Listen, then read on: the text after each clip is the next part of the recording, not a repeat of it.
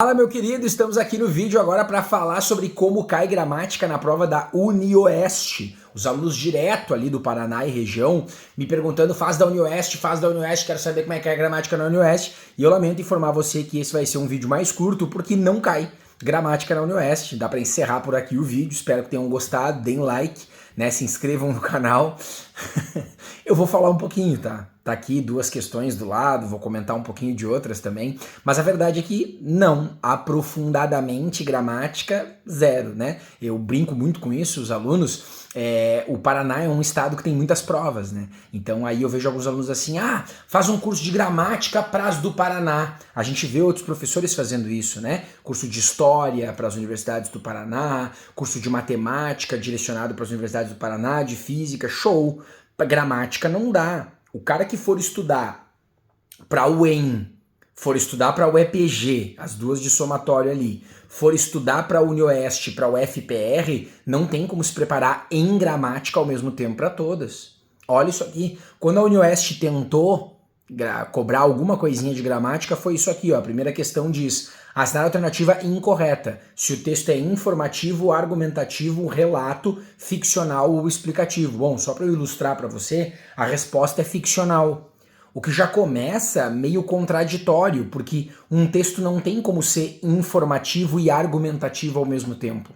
Ou ele é focado em informar, ou ele é focado em argumentar. É que o texto tem alguns trechos que informam e outros que argumentam. Daí eles foram lá e colocaram o texto, como quem diz assim, em algum momento é informativo? Sim. Argumentativo também, ele tem relatos? Tem. Ele explica coisas? Claro, se ele está argumentando, ele está explicando. Só que não é ficcional, não tem nada de ficção nesse texto. Então a D é errada. Mas na verdade a questão inteira está errada. Você não pode, alô UniOeste. Um abraço, galera da UniOeste. Não dá para você classificar um texto como informativo e argumentativo ao mesmo tempo. Ou ele é um ou ele é outro. A gente classifica o texto pelo que ele predomina. Então, quando eu bati o olho nessa questão, eu digo, caraca, velho, não pode. Como é que estão cobrando um troço desses? Não dá. Aí vai para outro, ó, cobraram aspas. Em relação às aspas, assinar a alternativa incorreta. De novo, pedindo a errada. Uma coisa que eu posso dar de dica nesse vídeo. O UniOeste adora cobrar a errada. Então, pelo amor de Deus, não vai errar porque tá pedindo a errada. O Enem não cobra a errada nunca, mas a UniOeste cobra pra caramba. Já tem duas aí retiradas da mesma prova. Ó. Indicam os questionamentos da professora, então seria uma citação, as aspas, né? Marcam a ironia, porque os homens também choram, então também é um motivo pelo qual se usa aspas. Explicitam o discurso discordante de uma aluna, um discurso direto, uma citação, pode ser motivo de aspas. Apontam para os turnos de fala dos alunos, mostrando a fala de cada aluno, também é uma citação.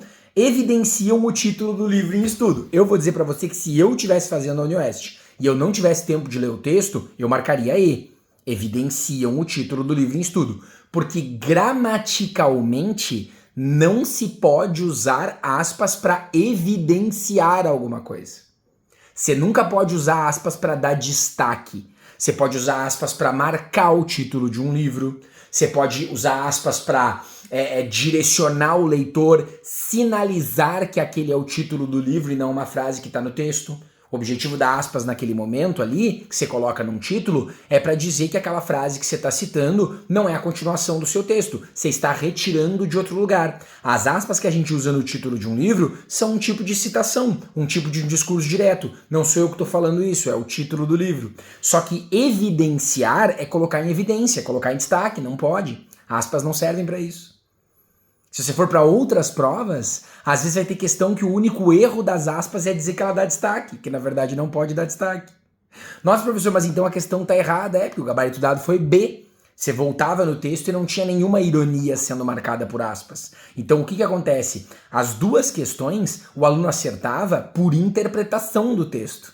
Não por gramática. Ele voltava no texto e via se o texto tinha ficção ou não. Não tinha, marcava. Voltava no texto e via que não estava sendo marcada nenhuma ironia. Portanto, ele marcava aquela. Só que se ele apelasse para gramática, corria o risco de errar. Olha que sacanagem. Aí você vai dizer, né, olhando para essa questão, bom, professor, então é melhor para a UniOeste eu não estudar gramática. Seria a minha dica para você. De novo, baseado nas provas anteriores. Sempre tem que deixar isso claro nesse tipo de vídeo. Vai que a UniOeste troque a banca inteira e resolva no que vem cobrar hífen, emprego do hífen, crase. Acentuação, do nada, eu não tenho como saber. Mas eu estou fazendo um estudo das provas anteriores, especialmente das mais recentes, para avaliar uma tendência atual da banca, e a gramática não aparece de forma enfatizada. Então, relaxa. Não tem que se preocupar. Você que está estudando para o Enem e para a UniOeste ao mesmo tempo, na prova de português você vai se preocupar com interpretação de texto, só. Só isso. Olha essa questão, assinar a alternativa incorreta. Mais uma, tu viu que todas que eu selecionei são incorretas, né? Significa que todas da UniOeste são as incorretas? Não, mas são muitas. Então, pelo amor de Deus, toma cuidado. A função do ponto final ainda é marcar o encerramento de uma sentença. Claro, a função do ponto final é essa, marcar o fim de uma sentença. B. Fazer uso ou não do ponto final em mensagens de textos digitais curtos é uma opção dos usuários. Ele tá falando do WhatsApp, tá? Você bota ponto final nas mensagens de WhatsApp? Eu não boto. Aí eu acho que fica muito grosseiro quando você põe ponto final. Parece que você tá sendo muito formal com a pessoa. Mas é isso, no WhatsApp as pessoas não colocam. Em mensagens digitais, o uso do ponto final pode levar à interpretação de que o usuário está sendo pouco amigável, ou até meio desonesto. É o que eu acho. Parece que se a pessoa bota um ponto final, não tá ali numa vibe legal conversando comigo. Parece que ela tá sendo grossa, sabe? E era isso que dizia o texto, por isso que a C tá certa. D. O uso do ponto final em mensagens de textos escritos e falados é facultativo. Não, aí não.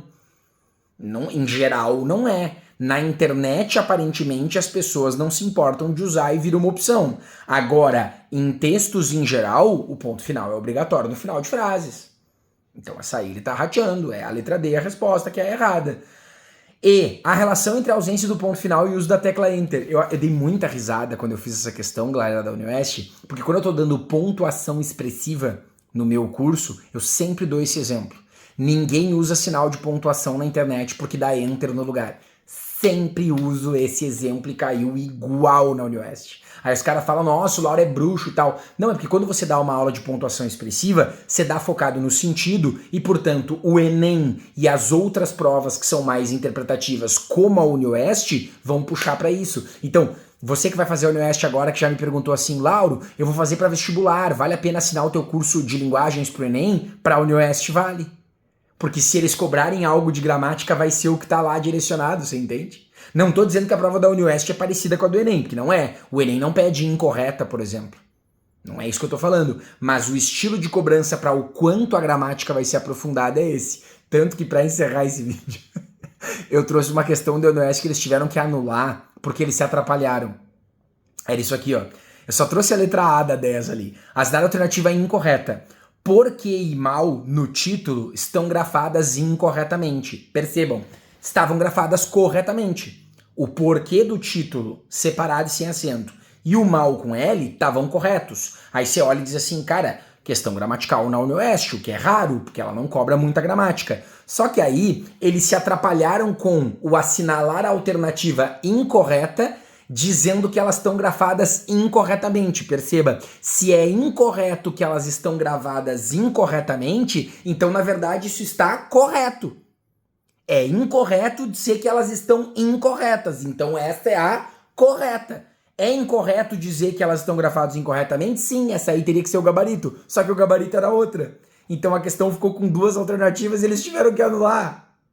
O professor está dizendo que eles se confundiram. Isso, eles tentaram fazer uma pegadinha com os alunos e se perderam na própria pegadinha. Porque essa A não era para ser marcada, era para ser marcada outra como incorreta. Só que ela também está incorreta porque o porquê e o mal estão grafados corretamente. Ou seja, quando tentou fazer uma questão mais gramatical, a UniOeste se atrapalhou. Volto a enfatizar. Você que vai fazer o vestibular de outras paranaenses, precisa estudar gramática. Para a UniOeste, não. Para a UniOeste, você tem que estar bom em interpretação de texto e estratégia para eliminar alternativas e, obviamente, sempre cuidando do enunciado quando ele pede as incorretas. Beleza? Você conhece alguém que vai fazer a prova da UniOeste? Manda esse vídeo para ela, até que nem que seja para tranquilizar, né? De repente, se a pessoa tá lá pensando, nossa, tô dando bola só pro Enem, não tô estudando gramática para a UniOeste. Não precisa se preocupar com gramática para a UniOeste. Na língua portuguesa, é uma prova bastante interpretativa.